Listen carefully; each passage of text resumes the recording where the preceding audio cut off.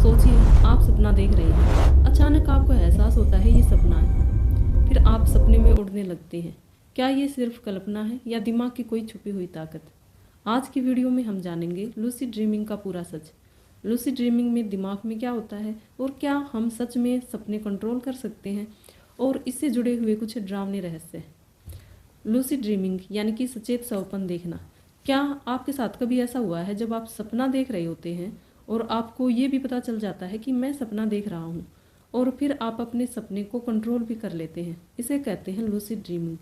यह वह पल होता है जब दिमाग सो रहा होता है लेकिन आपकी चेतना जाग जाती है। साइंस कहती है लूसिड ड्रीमिंग रैम स्लीप में होती है। इस समय दिमाग का प्रीफ्रंटल कॉर्टेक्स हिस्सा एक्टिव हो जाता है। दिमाग का यह हिस्सा हमें सोचने, समझने और फैसला लेने में मदद करता है। मतलब दिमाग आधा सोता है और आधा जागता है। नॉर्मल सपने में ये हिस्सा सोया रहता है, इसलिए हमें पता ही नहीं चलता कि ये सपना है। यहाँ पर मैं आपको एक स्टूडेंट का रियल अनुभव बताती हूँ। वह कहता है मैं सपना देख रहा था कि मैं गिर रहा हूँ, और फिर अचानक मैंने खुद से कहा कि ये सपना है, और उसी पल मैं गिरने की जगह उड़ने लगा। अब सोचने वाली बात यह है कि क्या सपना सिर्फ दिमाग का खेल है या फिर किसी और दुनिया की झलक। अब बात करते हैं ल्यूसिड ड्रीमिंग के कुछ डरावने रहस्यों की।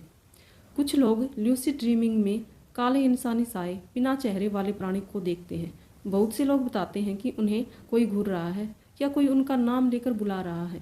उन्हें आवाज़ें इतनी रियल लगती हैं कि लोग डर के कारण जाग जाते हैं।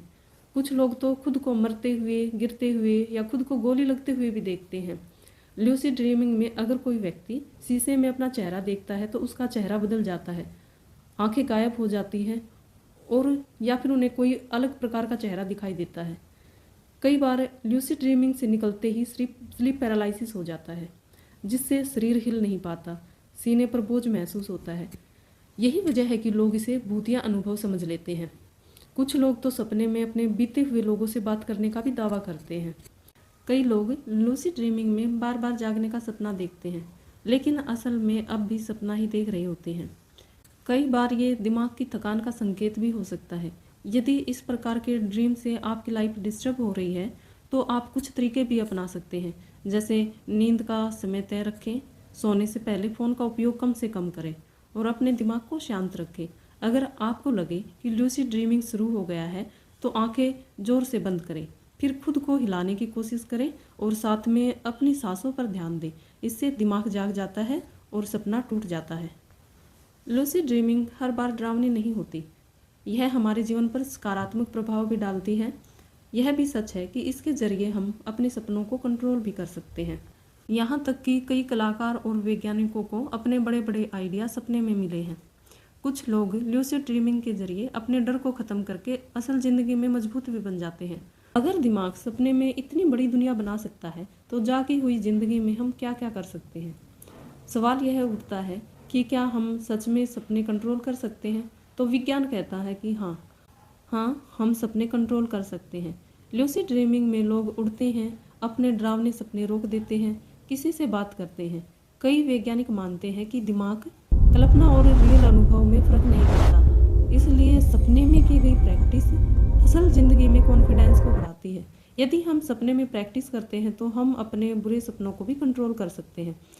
साइंस कहती है कि लगभग 50% लोग ज़िंदगी में कम से कम एक बार लूसिड ड्रीमिंग जरूर देखते हैं, और बाकी लोग इसे प्रैक्टिस के जरिए सीख सकते हैं।